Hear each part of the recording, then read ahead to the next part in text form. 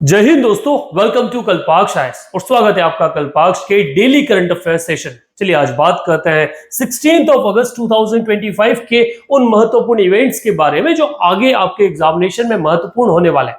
कुर्सी की पेटी बांध लीजिए क्योंकि आज का सेशन थोड़ा लंबा होने वाला है। आज हम डिस्कस करने वाले हैं प्राइम मिनिस्टर नरेंद्र मोदी द्वारा दिए गए स्वतंत्रता दिवस पर उनके भाषण की, क्योंकि वो काफी महत्वपूर्ण है। कई सारे मुद्दों पर उन्होंने चर्चा की। अगर चर्चा की जाए तो वर्तमान में प्राइम मिनिस्टर नरेंद्र मोदी द्वारा जो पिछले 13 सालों में भाषण दिए गए उनमें सबसे लंबा भाषण ये था, लगभग 103 मिनट का।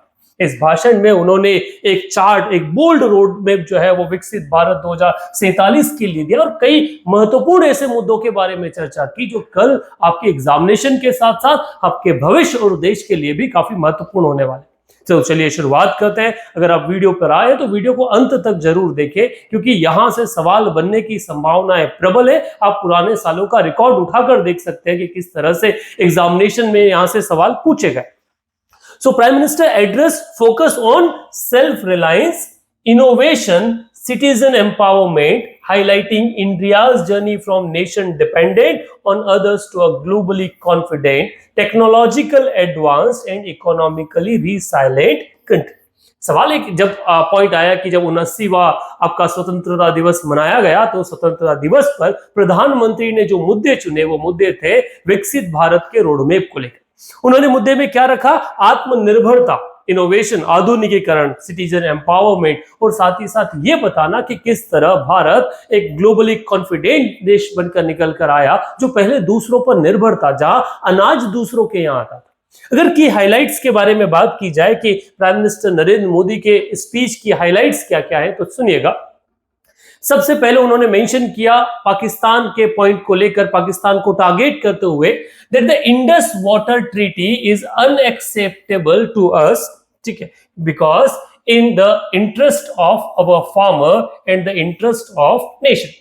उन्होंने साफ कहा कि 1965 के आसपास जब इंडस वाटर ट्रीटी की गई तो वो पूर्ण रूप से गलत आधार पर की गई। वो हमारे किसानों का और साथ ही साथ देश के इंटरेस्ट का उल्लंघन करती है, इसलिए हम इसे क्या कर रहे हैं, रिवॉक कर रहे हैं, हम इससे बाहर हो रहे हैं।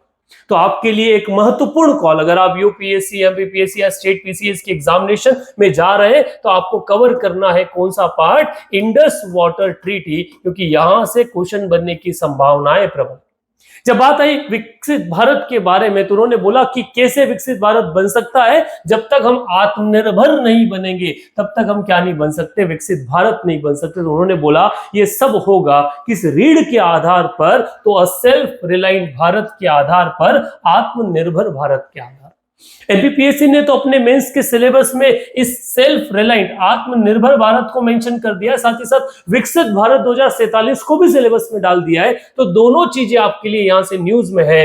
एक न्यूज में है विकसित भारत और 2047 और दूसरा जो है आपका वो है सेल्फ रिलायंट, आत्मनिर्भर भारत। अगर आप इस एग्जाम, इन चीजों को आप नोट कर लीजिएगा, आप चैलेंज करते हैं हम आपको इस बात को लेकर कि आप इनको नोट कीजिएगा। अगर आपके एग्जाम में इसमें से क्वेश्चन न दिखे तो आप बताइए, यहां से क्वेश्चन आने की संभावनाएं प्रबल है। तो एक तो हो गया आपका कौन सा, इनोवेशन किस स्कीम पर फेस था, दूसरा इंडस वाटर ट्रीटी, तीसरा विकसित भारत 2047 और आखिरी आपका आत्मनिर्भर भारत। ये मुद्दे वो है जहां से आते। अब जिस तरह से हमारी डिपेंडेंसी ऑयल को लेकर वर्तमान में जो जंग छिड़ी है, वो जंग छिड़ी किसके लिए? ऑयल को लेकर, क्योंकि डोनाल्ड ट्रंप जो है वो लगातार भारत को क्रिटिसाइज कर रहे हैं कि हम रशिया से तेल खरीद रहे हैं। अगर हमने इसको बंद नहीं किया तो हमारे ऊपर और ज्यादा सैंक्शंस लगा देंगे। और कल परसों तो किसी ने ये भी बोला कि जो 15 अगस्त को मोदी और ट्रंप और पुतिन मिलने वाले हैं, अगर वो टॉक्स फेल हो गई तो भी भारत पर एडिशनल टैरिफ लगाया जाए। ऐसे वो फेल तो हो गई है, पर टैरिफ का इंतजार है कि डोनाल्ड ट्रंप अब भारत को किस तरह से हैंडल करते, किस तरह से देखते। अब प्रधानमंत्री नरेंद्र मोदी ने इसकी काट निकालते हुए कहा है कि भारत को सेल्फ रिलायंट होने के लिए, एनर्जी में, ऊर्जा में सेल्फ रिलायंस के लिए और दूसरों पर अपनी निर्भरता, to reduce the dependency on the foreign fuel imports, हमें क्या करना पड़ेगा, खुद को नए ऑप्शंस खोलना पड़ेगा। इसके लिए एक मिशन चलाया जाएगा जिसका नाम रखा गया national deep water exploration mission.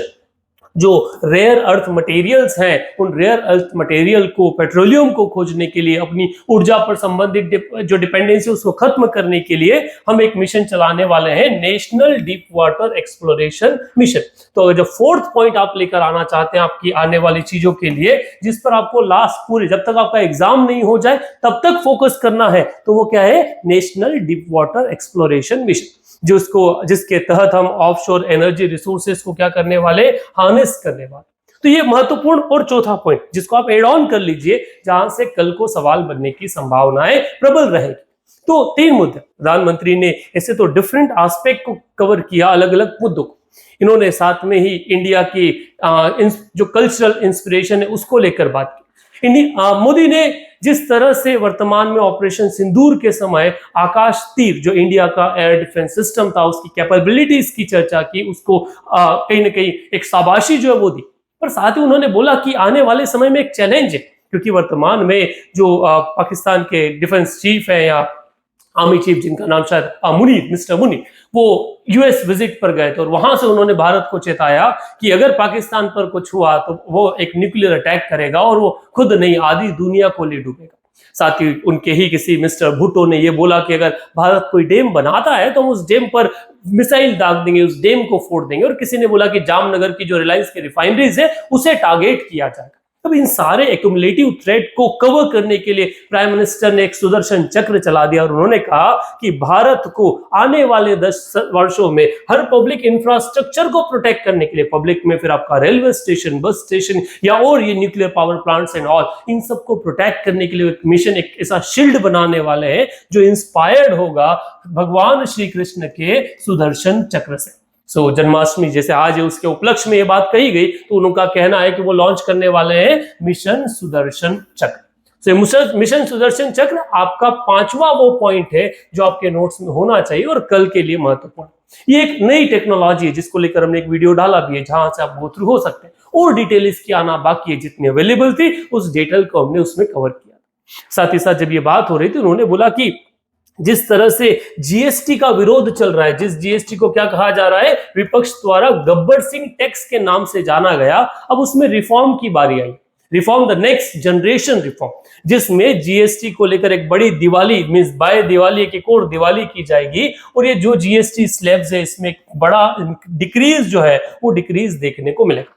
ये जीएसटी में डिक्रीज सिर्फ महंगाई को कम करने का तो एक मुद्दा है ही से, पर ये MSME, micro and small enterprises जो होते हैं, उनको एक बड़ा पुश होता है, क्योंकि ये उनकी सेल बढ़ा देता है, उनकी सेल को इंक्रीज कर देता है। तो this is also very important point. तो जीएसटी आपका वो छठा वो पार्ट है जिससे आप बात कर सकते हैं। साथ ही उन्होंने बोला कि देश में इमिग्रेशन, जो इन्फिल्ट्रेशन है वो बड़ा बढ़ गया है। इलीगल इमिग्रेशन जिसे हम कहते हैं, बांग्लादेशी घुस रहे हैं, पाकिस्तानी घुस रहे हैं, जिस कारण से देश की डेमोग्राफी को एक बड़ा चैलेंज आया है। कई सारे ऐसे एरियाज है जहां पर ये कंसर्न्स हमने देखे।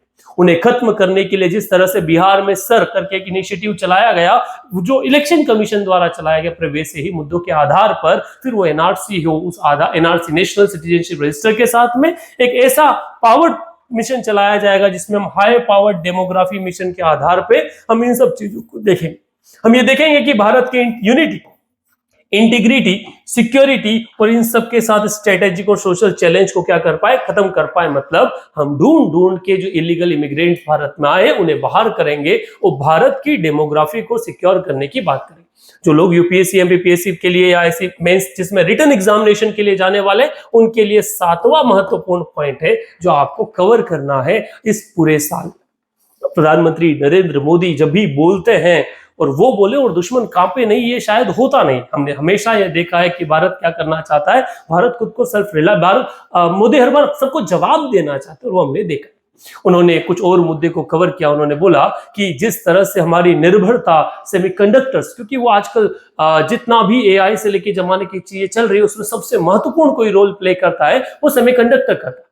और उसके लिए उन्होंने कहा कि बाय 2025 हम हमारा भारत का made in India semiconductor chip जो है उसे लॉन्च कर दें। उन्होंने कहते हुए ये भी कहा कि हमने जिस तरह से इसको लिया, हम 50 से 60 साल पीछे हो गए सेमीकंडक्टर को लेकर, और जिस तरह से इंडिया का सेमीकंडक्टर मिशन चल रहा है उस पर भी सवाल बनने की संभावना है। वो 8वां वो मुद्दा है जो आपके नोट्स में हिस्सेदार होना चाहिए। आगे अगर बात की जाए तो उन्होंने साथ में बोला कि भारत अपना खुद का स्पेस स्टेशन बनाने वाला। सुधांशु शुक्ला की स्पेस विजिट को प्रेस करते हुए प्रधानमंत्री नरेंद्र मोदी ने इसरो की बात भी वहां रखी।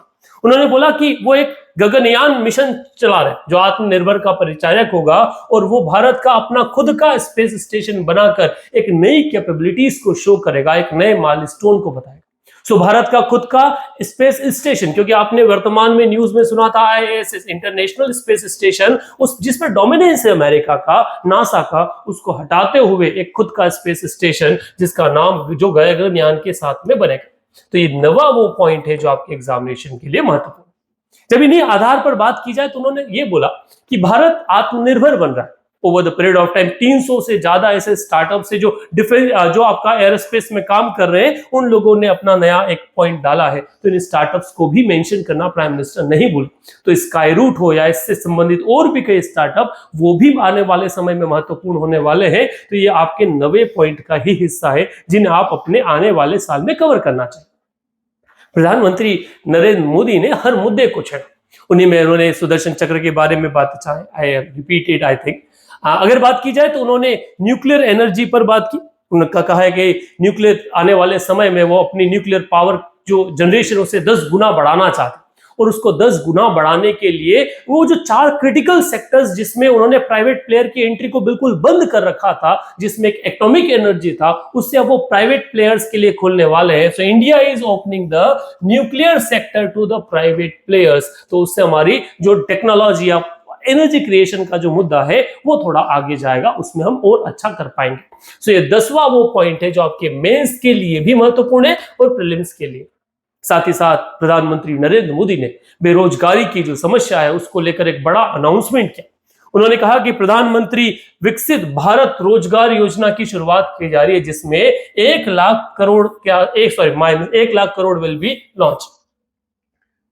My mistake, this I repeated, A major employment scheme, प्रधानमंत्री विकसित भारत योजना worth 1 lakh crore will be launch. 1 lakh crore रुपए की प्रधानमंत्री विकसित भारत योजना जो है वो शुरू की जाएगी, जिसके अंदर न्यूली एम्प्लॉयड जो यूथ है उन्हें 15,000 रुपए पर महीना दिए जाएंगे। और इस स्कीम के बेसिकली जो बेनिफिट है वो 3 करोड़ यंग इंडियंस तक पहुंचाने का भारत रखता है। उनका मानना है स्वतंत्र भारत टू समृद्ध भारत तक चीजों को पहुंचाना, स्वतंत्र भारत को समृद्ध भारत, जिसमें 15,000 में 3 करोड़ युवाओं तक इस नौकरी को, मतलब आने वाले समय में 3 करोड़ युवाओं को रोजगार जो है प्रधानमंत्री विकसित भारत योजना के तहत दिया जाएगा। प्रधानमंत्री ने फार्मेसी को इंक्लूड करने के लिए, उसको बढ़ाने के लिए फार्मेसी ऑफ द वर्ल्ड नाम से एक नया टेन्योर भारत को दिया है। वो चाहते हैं कि भारत फार्मास्यूटिकल्स में, फार्मेसी में खुद को सेल्फ डिपेंडेंट बनाने के साथ ही साथ वर्ल्ड के लिए एक मैन्युफैक्चरर बन के आए, क्योंकि वर्तमान में भी हम टॉप पोजीशन पे आते हैं इसमें। प्रधानमंत्री नरेंद्र मोदी ने इस आधार पर अगर आप ये कहेंगे तो आपका जो प्रधानमंत्री विकसित भारत रोजगार योजना, ये 11th पॉइंट आपका आता है, और साथ ही साथ pharmacy of the world 12th point. सहकारिता के साथ में महिला विकास, महिलाओं को इंडिपेंडेंट बनाना, उसके लिए शुरू की गई नमो ड्रोन दीदी और साथ ही साथ लखपति दीदी, ये दोनों योजनाएं फिर से उन्होंने न्यूज में लाई, जहां से सवाल बनने की संभावना है। तो ये 13th वो आपका पॉइंट है जो आपके लिए नोट्स के लिए महत्वपूर्ण है, आपकी एग्जामिनेशन के लिए महत्वपूर्ण। ठीक है, लखपति दीदी जो योजना है उसको 3 करोड़ महिलाओं तक पहुंचाने का लक्ष्य प्रधानमंत्री नरेंद्र मोदी ने सेट किया है। इसी को एनालाइज किया जाए तो उन्होंने वर्तमान की सबसे बड़ी समस्या ओबेसिटी, मोटापे के बारे में बात की। मोटापा जो हेल्थ संबंधित एक बड़ी समस्या, और उसके लिए उन्होंने बोला कि हर व्यक्ति को जो कुकिंग ऑयल है उसमें 10% की कमी लाना चाहिए। मोटापा आपका 14th वो पॉइंट है जहां से आप क्वेश्चंस की उम्मीद कर सकते हैं, क्योंकि एक मेजर प्रॉब्लम। ठीक, उन्होंने कहा कि इस साल भारत में भगवान बिरसा मुंडा की 150वीं बर्थ एनिवर्सरी को सेलिब्रेट किया जाए, इसलिए वो जो उनके साथ नक्सलिज्म को खत्म कर ट्राइबल यूथ को बाहर एक मेनस्ट्रीम में लाना चाहते हैं। तो ये आपका 150th बर्थ एनिवर्सरी ऑफ भगवान बिरसा मुंडा, इससे आप सवाल निश्चित देखने वाले हैं। ये आपका 15th मौका है। साथ ही उन्होंने सिखों को ध्यान रखते हुए उन्होंने बोला that we are marking the 350th martyrdom anniversary of Guru Tegh Bahadur ji, who sacrificed everything for the protection of culture and values। तो ये आपका 16th पार्ट, जहां से तेग बहादुर से सवाल, और ये बने हैं भाई, ये हम पहली बार नहीं बोल रहे, इससे पहले जब भी ऐसा मुद्दा आया वहां से सवाल पूछे। किसी का 100वां एनिवर्सरी रहा हो, 150th रहा हो, 200 रहा हो, 300 रहा हो, 500 रहा हो, हर मौके पर एग्जामिनेशन ने सवाल पूछे और उसी एक्सपीरियंस के आधार पर ये बातें हम आपसे कह रहे हैं।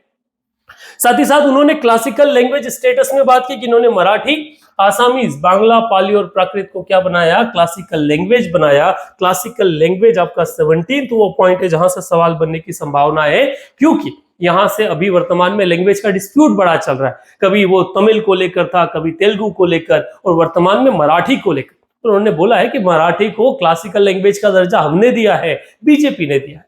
तो वो ये मुद्दा सिर्फ राजस्थान, महाराष्ट्र में हो रहे उस पॉइंट को शांत करने के लिए।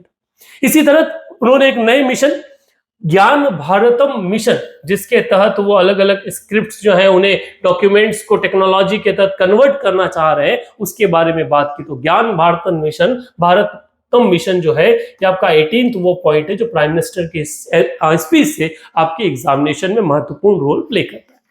With resolve of the self-reliance in energy in the last 11 years, solar जो एनर्जी है उसमें हमने काफी इंपॉर्टेंट काम किया है। जो लक्ष्य हमने 2030 के लिए रखा था उसे हमने 2025 में ही कंप्लीट कर 50% हम क्या कर रहे हैं वर्तमान में, हमारा जो एनर्जी रिक्वायरमेंट है वो हम रिन्यूएबल एनर्जी से निकाल रहे हैं। ये वो पॉइंट है। साथ में इसमें ग्रीन हाइड्रोजन मिशन जो आता है वो भी, जो लैक्स ऑफ करोड़ रुपए का आपका इन्वेस्टमेंट हो रहा है और वो आपका इंपोर्ट जो है उस इंपोर्ट को कम करने वाला है। ये 19th वो पॉइंट है जहां से एग्जामिनेशन में सवाल बनने की संभावना है। तो ये प्राइम मिनिस्टर नरेंद्र मोदी के स्पीच से आपको कवर करना है। लगातार भारत एक नई एनर्जी, या भारत खुद को क्या कर रहा है, एक इंडिपेंडेंट सेल्फ रिलायंस बनाने के प्रयास में लगा है, पर हम वही काम कर रहे हैं। ये वो सारी चीजें जो प्राइम मिनिस्टर की स्पीच से महत्वपूर्ण है, जहां से कई सारे सवाल बनते हैं। 18 पॉइंट, जिन 18 पॉइंट्स के आधार पर इस स्पीच को आने वाले एग्जाम के लिए आप अपना डेटा जो है वो प्रिपेयर कर सकते हैं। वर्तमान में कुछ महत्वपूर्ण न्यूज जो कल से निकल कर आए। नागालैंड के गवर्नर, जिनका नागालैंड के जो गवर्नर है ला गणेशन, उनकी मृत्यु हो गई। Governor of Nagaland and farmer MP and state president of Tamil Nadu, उनके मृत्यु के बाद प्रधानमंत्री ने अपना कंडोलेंस मैसेज जो वो जारी किया। सवाल यहां से एक बेसिक सा शायद आप लोगों से बन जाए, निम्नलिखित में से कौन वर्तमान मुख्यमंत्री हैं नागालैंड के? नोफियो रियो, टीआर जोयिलांग, शुडोडिल लीजेसु एंड केएल चिशी। इनमें से कौन सा, who is the currently chief minister of Nagaland? ये आंसर आप कमेंट बॉक्स में डालें। जनरली चलिए, अगर जो नहीं डालना आपको याद हो तो डालिए, और नहीं तो हम आपको बता दें, नेफ्यू रियो जो है वो वहां के नेशनल डेमोक्रेटिक पीपल्स पार्टी के वहां के चेयरपर्सन है और वही सीएम है नागालैंड के। एक और न्यूज वर्तमान में एक नए मिशन को लेकर। So India host the 10th meeting of AITAGA joint committee to review ASEAN India trade relation. ASEAN और इंडिया, बेसिकली इसका नाम है ASEAN India trade in goods agreement, उसको रिव्यू करने के लिए 10 हमने जो एक मीटिंग है वो मीटिंग जो बुलाई गई। सवाल यहां से पूछा गया कि ये मीटिंग कहां पर होल्ड की गई, तो बेसिकली न्यू दिल्ली में इसको रखा गया। So A is the correct option for question number 2। इसी आधार पर देखा जाए एक और क्वेश्चन महत्वपूर्ण है। India naval ship in Sri Lanka for SLINEX 25। SLINEX एक एक्सरसाइज जो इंडिया और श्रीलंका के मैरीटाइम सिक्योरिटी को लेकर है। So Indian naval ship INS Rana, a guided missile destroyer, and INS Jyoti, a fleet tanker, arrived Colombo to participate in the 12th edition of Sri Lanka India Naval Exercise SLINEX 25, जो 14 to 18 अगस्त तक होने वाली है। और इस exercise से संबंधित कई सारी चीजें जो है वो क्वेश्चंस में बनती है। डिफेंस एक्सरसाइज लगातार न्यूज में है, और चाहे किस अप्रोच को लेकर है, तो महासागर स्ट्रेटेजी को लेकर, जो बोलते हैं mutual and holistic advancement for security and growth across the region. यहां से एक सवाल शायद, which of the Indian naval vessel arrived in Colombo to participate in SLINEX 25? तो INS Rana and INS Jyoti is the correct option. C is there. So ये आपका correct option. ये आज के उन महत्वपूर्ण इवेंट से जहां से सवाल बनने की संभावना है। Last section, question of the day. आज आप लोगों के लिए सवाल है, who is credited with the designing the Indian national flag, तिरंगा, भारतीय राष्ट्रीय ध्वज को डिजाइन करने का श्रेय किसे दिया जाता है? महात्मा गांधी, पिंगली वेंकैया, रविंद्रनाथ टैगोर एंड BR अम्बेडकर। आपका करेक्ट आंसर कमेंट बॉक्स में जरूर लिखें। That's it for today. Thank you very much.